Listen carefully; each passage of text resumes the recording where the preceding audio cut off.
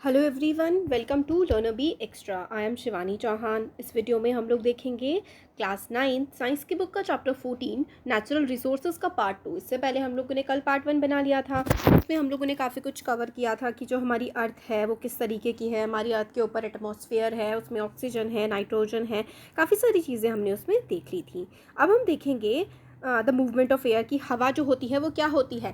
जब कोई ठंडी जगह से, जब कोई एक जगह बहुत ठंडी है और एक जगह बहुत गर्म है तो हवा ठंडी जगह से गर्म जगह की तरफ बहती है। तो इसी तरीके से हम लोगों ने देखा था। फिर हम लोगों ने रेन के बारे में देखा था। नहीं, रेन के बारे में नहीं देखा था।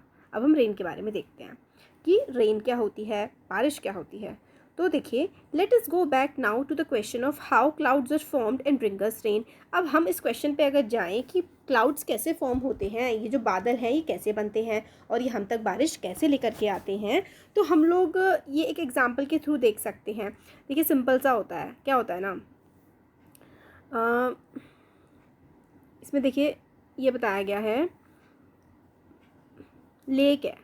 आपके घर के आसपास कोई लेक हो, कोई रिवर हो, या कहीं पर भी जहाँ पर पानी जमा हुआ होता है वहाँ से हमेशा क्या हो रहा होता है, पानी हमेशा ही भाप बन के उड़ रहा होता है। चाहे कोई भी टेम्परेचर हो, इवेपोरेशन हर टेम्परेचर पे चल रहा होता है, पानी हमेशा ही भाप बन के उड़ रहा होता है। तो पानी भाप बन के ऊपर की तरफ उठता है आसमान में। ऊंचाई पर जब वो जाता है तो नीचे जो है टेम्परेचर बहुत ज़्यादा होता है, नीचे होती है गर्मी, इसकी वजह से वो भाप बन के उड़ रहा होता है। ऊपर जब वो पहुंचता जाता है तो ये भाप ठंडी होने लगती है। ये भाप ठंडी होने लगती है तो ये बर्फ़ बन जाती है, ये जमने लगती है, हल्की हल्की सी, बहुत ही बारीक बारीक तरीके से जमने लगती है। फिर बहुत सारी बूंदे बूंदे होती हैं, वो सारी क्या करती हैं, आपस में मिलके बादल बनाती हैं।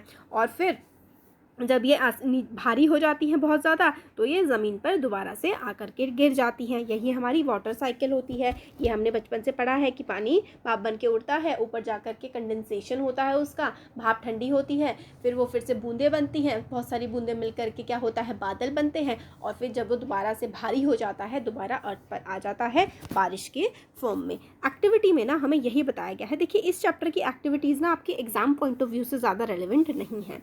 तो आपको एक खाली बॉटल लेनी है और उसमें क्या करना है, 10 से मतलब खाली बॉटल लीजिए आप, उसमें थोड़ा सा पानी भर दीजिए, उसको अच्छे से हिला करके आप बंद कर दीजिए।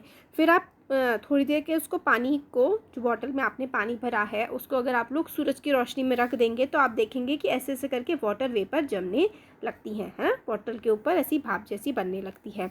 अब आप क्या करिए, एक धूप बत्ती लीजिए और बॉटल की कैप को क्या कर दीजिए, खोल दीजिए और उसको धूप बत्ती उसके अंदर डाल दीजिए। फिर आपको भाप जैसी बन के दिखेगी, स्मोक जैसा कुछ बनने को दिखेगा। वही जो होता है ना, इस तरीके का आप थोड़ा सा एग्जांपल देख सकते हैं कि कैसे हमारे बादल फॉर्म होते हैं। तो बस इसमें हमें यही बताया गया है। फॉगी फॉगी जैसा बादल होते हैं। व्हेन डज फॉग डिसअपियर, जब आपकी सारी की सारी जो भाप है वो उसमें कन्वर्ट हो जाएगी। तो मतलब इतना इंपॉर्टेंट नहीं, यहाँ से देख सकते हैं। देखिए, अवर एक्सपेरिमेंट रेप्लिकेट करता है on a very small scale what happens when air with a very high content of water vapour goes from a region of high pressure to a region of low pressure और vice versa. क्या मतलब है इसका? जो experiment हम लोगों ने किया इसमें हमें बहुत ही छोटे स्केल में ये समझ में आया कि जब जो हवा होती है ना, जिसमें बहुत ही ज़्यादा पानी होता है, क्योंकि जो हवा होती है ना, एक तो सूखी हवा होती है, बहुत कम होती है जो कि, और ज़्यादातर जो हवा चलती है उसमें कुछ ना कुछ मॉइस्चर का कंटेंट ज़रूर होता है, उसमें पानी होता है। तो वाटर वेपर जो है जब वो आसमान में ऊपर की तरफ जाती है, उससे पहले क्या होता है, water vapour high content of goes from a region of high pressure. तो ऐसी हवा है जिसमें पानी की मात्रा काफ़ी ज़्यादा है, वो हाई प्रेशर के रीजन से किस तरफ को जाती है, जहाँ पर लो प्रेशर होता है। हवा कैसे बहती है, high pressure to low pressure of region में ही तो बहती है। तो जब क्या होता है, when water bodies are heated during the day, water bodies जो हैं दिन के समय गर्म होती हैं, large amount of water evaporates and goes into the air, तो काफ़ी सारा पानी भाप बन के उड़ता है, हवा में पहुंचता है। Some amount of water vapour also gets into the atmosphere because of various biological process. तो कुछ अमाउंट ऑफ वाटर जो है, कुछ amount of water vapour atmosphere में भी पहुंच जाता है ऊपर, हमने बताया ना, काफ़ी सारी एक्टिविटीज़ की वजह से। This air also gets heated, अब हवा जो है वो भी गर्म होती है। The hot air rises up carrying the water vapour with it, अब हवा गर्म होती है तो भाप जो है वो और भी ज़्यादा एटमॉस्फेयर में ऊपर की तरफ बढ़ती जाती है। This cooling causes the water vapour in the air to condense in the form of tiny droplet. अब हवा में पानी होता है, ऊपर जाती है, ऊपर जाते जाते फिर हवा में जब मौसम ठंडा होता है तो वो बूंदों की फॉर्म में बन जाती है। थोड़ी देर पहले जो मैंने आपको समझाया था वाटर वेपर, वही। The condensation of water is facilitated if some particles could act as the nucleus for these drops to form around।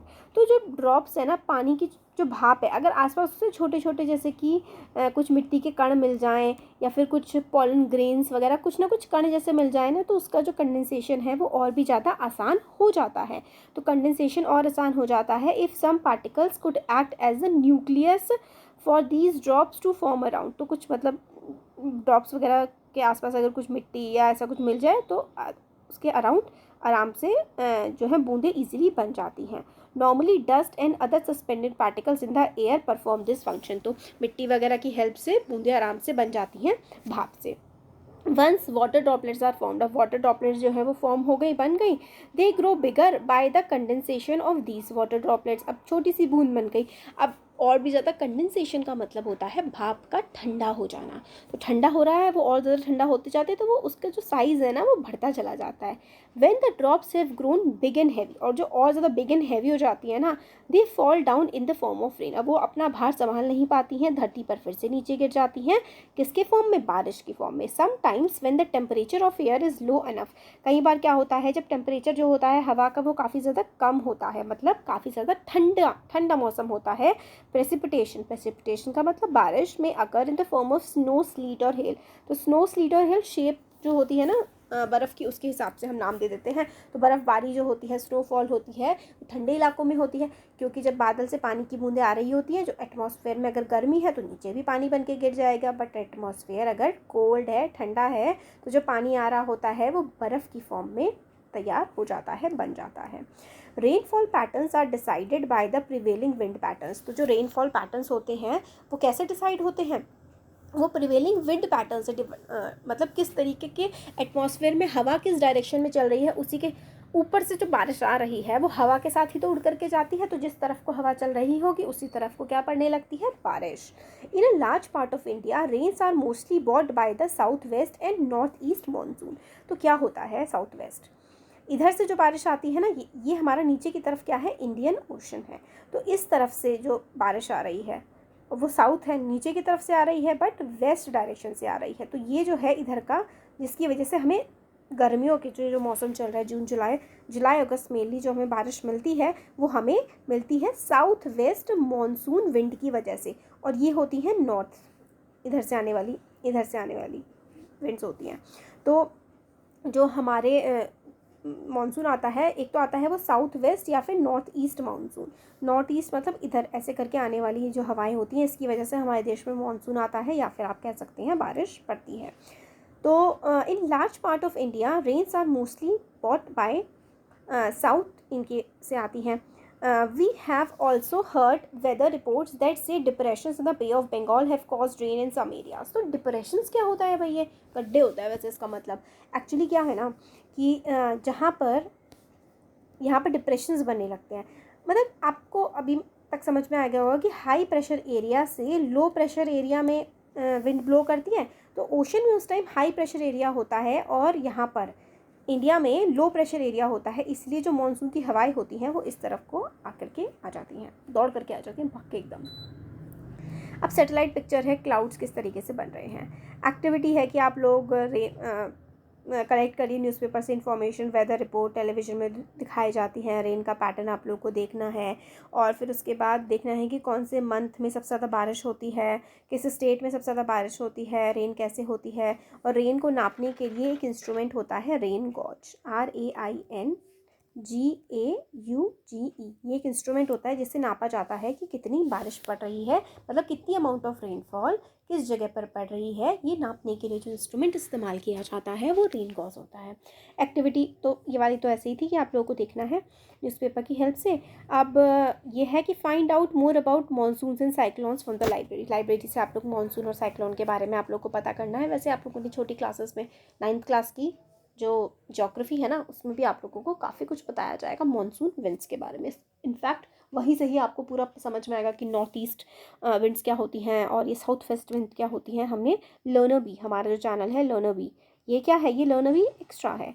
Learner B पर आप लोगों की इंग्लिश कंप्लीट है और आप लोगों की एसएसटी काफ़ी हद तक वहाँ पर कंप्लीट है। हिंदी जो है वो हमारा चैनल है ओनली सक्सेस, वहाँ पर हम लोग हिंदी कंप्लीट कर रहे हैं आपकी। तो डिफरेंट चैनल्स इसलिए बना रखे हैं ताकि आप लोगों को ईजिली चीज़ें मिल जाए, नहीं तो फिर आप लोग को मिलती नहीं ना, ये प्रॉब्लम हो जाती है। अब आता है air pollution. We keep hearing of the increasing level of oxides of nitrogen and sulphur in the news. हम लोग सुनते रहते हैं न्यूज़ में कि बहुत हवा में क्या हो गए हैं, बहुत ज़्यादा एयर पोल्यूशन हो रहा है। एयर पोल्यूशन किसकी वजह से होता है, एयर पोल्यूशन होता है oxides of nitrogen and sulphur की वजह से।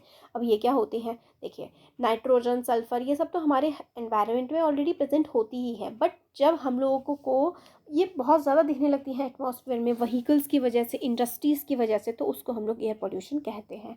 जब ऑक्साइड्स ऑफ नाइट्रोजन या फिर सल्फर बहुत ज़्यादा अमाउंट में बढ़ जाती हैं तो उसको एयर पोल्यूशन कहते हैं। People often bemoan the fact that the quality of air had gone down since their childhood. लोग, आप लोगों ने कहते हुए सुना होगा अपने पेरेंट्स को, पहले हमारे ज़माने में जब हम छोटे हुआ करते थे तब तो बहुत ज़्यादा बारिश हुआ करती थी, तब तो हवा बड़ी शुद्ध हुआ करती थी, अब तो बड़ी ज़्यादा ख़राब हो गई है। अब ये हवा ख़राब हो जाती है या ये सब, तो इसका हमारी लाइफ पर क्या इफ़ेक्ट पड़ता है भाई। सांस ले रहे हैं तो ज़िंदगी चल रही है, हवा ही ख़राब होगी तो क्या ही ज़िंदगी है ना। हवा का तो फ़र्क पड़ता ही है जीवन पर। अब हम लोग फोसिल फ्यूल जलाते हैं जैसे कि कोयला, कोल, पेट्रोलियम बनाने के लिए, इसमें क्या होता है, काफ़ी small amount of nitrogen and sulphur होता है। फोसिल फ्यूल का क्या मतलब होता है, पहले तो देखिए फोसिल का क्या मतलब होता है। फोसिल का मतलब होता है जो dead and decaying matter of plants and animals. आज से लाखों हज़ारों साल पहले जो जानवर और पेड़ थे वो हमारे मतलब मर गए और ज़मीन में दब गए। तो जो पेड़ों के दबने की वजह से ज़मीन में कोयला बनता है, और जो मरीन एनिमल्स होते हैं जैसे कि फिशेस और समुद्र में रहने वाले जानवर वगैरह, या फिर अ, जो पेड़ पौधे होते हैं उनकी वजह से पेट्रोलियम बनता है। अब उनमें क्या होता है, उनमें नाइट्रोजन भी प्रेजेंट होता है और सल्फर भी होता है। तो फोसिल का मतलब होता है ऐसे ऑर्गेनिज्म जो सदियों पहले मर गए हैं और उनसे बना हुआ फ्यूल। उनसे जब वो बहुत ज़्यादा हाई टेम्परेचर प्रेशर ज़मीन में लगता जाता है तो कोल और पेट्रोलियम बन जाता है उन ऑर्गेनिज्म से। अब उसमें क्या है, जो कोयला और पेट्रोलियम है ना, इसमें नाइट्रोजन और सल्फर बड़ी ज़्यादा अमाउंट में होते हैं। जब इन फ्यूल्स को हम लोग जलाते हैं ना, तो नाइट्रोजन और सल्फर जो हैं वो प्रोड्यूस करते हैं oxides of nitrogen and sulphur. अब ये नाइट्रोजन और सल्फर ऑक्साइड्स कैसे बना रहे हैं, क्योंकि जब भी नाइट्रोजन और सल्फर जलते हैं तो किसकी प्रेजेंस में, ऑक्सीजन की प्रेजेंस में जलते हैं ना, इसलिए वो oxides of nitrogen and sulphur बना रहे होते हैं। नॉट ओनली इनहेलेशन, इनहेलेशन का मतलब सांस लेना होता है। Not only is the inhalation of these gas dangerous, they also dissolve in rain to give us acid rain। तो सिर्फ इनका सांस लेना, अच्छा ठीक है, आप लोगों ने 9th में आ गए हो, बाइक वगैरह चलाई होगी या फिर कभी बाइक में पीछे बैठे होंगे आप, स्कूटी वगैरह चलाई होगी, तो आप लोगों ने नोटिस किया होगा कि आपके आगे अगर कोई कार या किसी का धुआं निकल रहा होता है तो बड़ी अनईजीनेस होती है, आंखों में भी जलन हो जाती है, सांस लेने में भी दिक्कत होती है, बड़ी इरिटेशन होती है। क्यों होती है, क्योंकि उसमें oxides of nitrogen and sulphur present होते हैं जो हमारी बॉडी के लिए काफ़ी ज़्यादा हार्मफुल है। और यही जो ऑक्साइड्स ऑफ नाइट्रोजन है, सल्फर है, ये पानी में जब मिल जाते हैं ना तो एसिड रेन बनती है। इंपॉर्टेंट है, आप लोगों से पूछा जा सकता है कि एसिड रेन में क्या होता है, तो आपका आंसर होगा oxides of nitrogen and sulphur होता है एसिड रेन में। अब जो कंबशन होता है ना फोसिल फ्यूल का, काफ़ी ज़्यादा इंक्रीज करता है amount of suspended particles in air. Combustion का मतलब होता है जलाना। जो फोसिल फ्यूल यानी कि जो ये कोयला और पेट्रोल जलते हैं तो सस्पेंडेड पार्टिकल्स होते हैं ऐसे छोटे छोटे पार्टिकल्स, मतलब जो हवा में आप लोगों को दिख भी सकते हैं और हो सकता है ना भी दिखे, या फिर जो धुंध सी क्रिएट कर देते हैं वो पार्टिकल्स। हम अगर सांस लेते हुए हमारे अगर लंग्स में चले जाएं तो लंग्स को भी बहुत ज़्यादा हार्म पहुंचा देते हैं। These suspended particles could be unburned carbon particles और suspended substance called hydrocarbon. Hydrocarbon का मतलब है ये हाइड्रोजन और कार्बन से मिलकर के बने हुए होते हैं, और ऐसे पार्टिकल्स होते हैं जो कंबशन के टाइम में पूरी तरीके से जले नहीं होते हैं और हमारी बॉडी को बहुत ज़्यादा हार्म पहुंचाते हैं। Presence of high levels of all these pollutants called cause visibility to be lowered especially in cold weather when water also condenses out of air। तो क्या होता है ना, सर्दियों के टाइम में जब ये पार्टिकल्स बहुत ज़्यादा प्रेजेंट होते हैं तो एक तो सर्दियों में वैसे ही धुंध हो जाती है, नहीं दिखता है, तो विजिबिलिटी और भी ज़्यादा हमें दिखना कम हो जाता है इनकी वजह से। इसको हम लोग बोलते हैं smog. This is known as smog and is a visible indication of air pollution. तो मतलब जो आप कोहरा बोलते हैं जिसको हिंदी में कोहरा पहले इतना थोड़ी ना होता था कि आप लोग वीडियोस देखते होंगे विंटर्स में कि भाई कार की कार एक दूसरे से टकराए जा रही हैं, किसकी वजह से, इस कोहरे की, इस धुंध की वजह से। This is known as smog and is visible indication of air pollution. तो जो कोहरा और बहुत ज़्यादा स्मोक प्लस फॉग से क्या बनता है, स्मॉग बनता है। तो स्मोक जो ये सब, फॉग तो भाई धुआं है, वो तो सॉरी कोहरा है, वो तो नेचुरल प्रोसेस है, उससे कोई दिक्कत नहीं है। बट ये जो पोल्यूटेंट्स होते हैं जब फॉग में मिल जाते हैं तो स्मॉग बनता है, वो हमारे लिए बहुत ज़्यादा अनहेल्दी होता है। स्टडीज़ हमें बताती हैं कि अगर हम लोग रेगुलरली इन सब्सटेंस को ब्रीथ करते रहें ना तो हमारी बॉडी में एलर्जीज़ बढ़ सकती हैं, कैंसर हो सकता है, हार्ट रिलेटेड डिसीज़ हो सकती हैं। इसलिए जो ये इंक्रीज कंटेंट होता है ना, ये oxides of nitrogen and sulphur का हमारी बॉडी के लिए बहुत ही ज़्यादा मतलब कुछ ज़्यादा ही हार्मफुल होता है ये हमारे लिए। फिर आगे बताते हैं, हमें यहाँ पर देखिए एक्टिविटी है कि ऑर्गेनिजम्स कॉल्ड लाइकन्स ऑर्गेनिज्म होते हैं जो कि काफ़ी ज़्यादा सेंसिटिव होते हैं लेवल्स ऑफ कंटामिनेंट। अगर सल्फ़र है ना, सल्फ़र डाइऑक्साइड है एयर में, तो लाइकन्स जो हैं वो हम लोग देखिए लाइकन्स जो है हम लोग को कॉमनली मिल जाते हैं ट्रीज़ के बार्क पर। जो ट्रीज़ का तना होता है उसमें हम लोग को लाइकन्स मिल जाते हैं as a thin greenish white crust. तो ग्रीन ग्रीन सा आप लोगों को कई बार पेड़ों पे देखने को मिलता है ना, तो वो लाइकन्स होते हैं। तो अगर बहुत ज़्यादा होते हैं ना, सल्फ़र वगैरह होता है, तो इनको भी दिक्कत होने लगती है। What can you say about the level of polluting substance near roads and away from the roads on the basis of your finding. तो पॉल्यूटिंग जो रोड के पास होता है वो बहुत ज़्यादा पोल्यूशन होता है, रोड से दूर थोड़ा पोल्यूशन कम होता है, तो वहाँ पे सांस लेने में भी हम लोग को ईजी होता है। और अगर हम लोग बहुत ज़्यादा पॉल्यूटिंग कंटेंट के पास रहते हैं ना, बहुत ज़्यादा पोल्यूशन में काफ़ी ज़्यादा लंबे समय तक रहते हैं, तो हमारे लंग्स बहुत ज़्यादा वीक होने लगते हैं, लंग्स को बहुत ज़्यादा नुकसान पहुंचाता है। और लाइकन्स भी जो हैं ये हम लोगों को लाइकन्स भी एक इंडिकेशन होता है कि कितना ज़्यादा पोल्यूशन है। अगर मतलब बहुत ज़्यादा मतलब लाइकन्स अच्छे खासे अमाउंट में है तो आपको लगता है कि पोल्यूशन कम है, बट वही है ना, जैसे कि पोल्यूशन क्रिएटिंग जो सब्सटेंसेस होते हैं वो हमारी हेल्थ को और इनफैक्ट एनिमल्स की हेल्थ को भी बहुत ही ज़्यादा नुकसान पहुँचाते हैं। तो अगर बहुत ज़्यादा सल्फ़र कंटेंट होगा ना, जहाँ पर बहुत ज़्यादा सल्फ़र होगा वहाँ पर लाइकन्स आपको नहीं मिलेंगे। तो इसमें बताया गया है कि बस स्टॉप के पास आप लोगों को लाइकन्स कम मिलेंगे और आपके घर के पास आप लोगों को लाइकन्स ज़्यादा मिलेंगे। तो ये एक बायो इंडिकेटर है, ये दिखाता है कि पोल्यूशन कितना है। अगर बहुत मतलब लाइकन्स अच्छे खासे मात्रा में आपको पेड़ों पे दिख रहे हैं तो पोल्यूशन नहीं है, और अगर बहुत कम लाइकन्स आपको दिख रहे हैं तो इसका मतलब आपको समझ जाना चाहिए कि आपका जो आसपास का इलाका है वो बहुत ही ज़्यादा पोल्यूट हो चुका है, वहाँ पे पोल्यूशन काफ़ी ज़्यादा हो गया है। अब देखते हैं water a wonder liquid. Wonder liquid तो है यार, बिना पानी के तो प्यास नहीं बुझती। आप कितनी कोल्ड ड्रिंक पी लो, वैसे भी कोल्ड ड्रिंक भी एक तरीके की जहर ही आप लोगों को इतना ज़्यादा नुकसान पहुंचाती है। तो वाटर तो वंडर लिक्विड ही है। वाटर ऑक्यूपाई करता है काफ़ी सारा एरिया अर्थ का, काफ़ी सारा सरफेस जो है वो पानी से ही तो घिरा हुआ है, लैंड सरफेस तो बहुत कम है। तो और पानी हम लोग को ज़मीन के अंदर भी मिलता है। Some amount of water exist in the form of water vapour in the atmosphere. अब एटमॉस्फेयर में भी हम लोगों को पानी भाप के रूप में, वाटर वेपर के रूप में भी मिलता है। मोस्ट ऑफ द वाटर जो कि अर्थ के सरफेस पर है या तो वो सीज में है, समुद्रों में है ना सबसे ज़्यादा पानी, और ज़्यादातर पानी क्या है, नमकीन है। और इसलिए जो फ्रेश वाटर, जो पानी हम लोगों को पी सकते हैं ना, वो बहुत ही कम है। वो कहाँ पर है, आइस कैप्स में, एंटार्क्टिक आर्कटिक ग्लेशियर्स की फॉर्म में, जमे हुए फॉर्म में है, टू पोल्स में, आर्कटिक में, एंटार्क्टिक में। स्नो कवर्ड माउंटेन, और जो माउंटेन है जो बर्फ़ से ढकी हुई हैं वहाँ पर भी काफ़ी सारा पानी देखने को मिलता है हमें। अंडरग्राउंड वाटर जो है वो होता है हमारे पास, और वाटर जो रिवर में, लेक में, पॉन्ड्स में, वो भी फ्रेश होता है। फ्रेश वाटर का यहाँ पर ये मतलब है कि वो हमारे पीने योग्य है, हम उसे पी सकते हैं। हम समुद्र के पानी को पी नहीं सकते हैं, उसमें इतना ज़्यादा नमक होता है कि इंसान पागल हो जाएगा अगर उसे पी लेगा तो हाउएवर अवेलेबिलिटी जो होती है ना फ्रेश वाटर की, वो जगह जगह पर वेरी करती है। कहीं पर पानी काफ़ी ज़्यादा होता है, कहीं पर पानी बहुत ज़्यादा कम होता है। प्रैक्टिकली समर में हर जगह पर ही आप लोग पानी की कमी को देखने को मिल जाती है। अगर हम लोग गांव की बात करें तो वाटर सप्लाई काफ़ी ज़्यादा कम होता है और नलों से ही लोग पानी का इस्तेमाल कर रहे होते हैं। और फिर हमें बताते हैं कि लोगों को कई बार देखा होगा आप लोगों ने मूवीज़ में भी कि बहुत कई कई किलोमीटर औरतों को चल के जाना पड़ता है और वो अपने मटकों में, अपने बर्तनों में पानी भर करके ला रही होती हैं।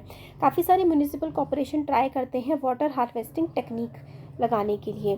Find out technique that are useful की।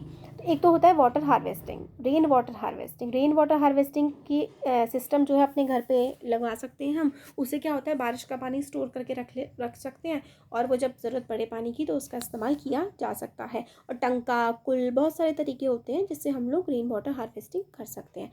बट पानी इतना ज़रूरी क्यों है, और सारे के सारे ऑर्गेनिजम्स को पानी की ज़रूरत क्या पड़ती है?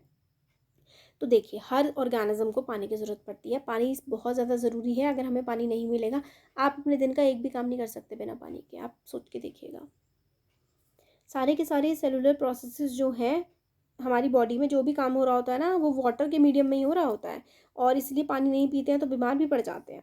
All the reactions that takes place within our body and within the cells occur between substances that are dissolve in water. हमारी बॉडी में जो भी कुछ हो रहा होता है वो उन्हीं सब्सटेंस के बीच में हो रहा होता है जो कि पानी में डिजॉल्व होते हैं। हमारी बॉडी में ब्लड है, उसमें भी काफ़ी ज़्यादा लिक्विड अमाउंट होता है जो कि पानी की वजह से आता है।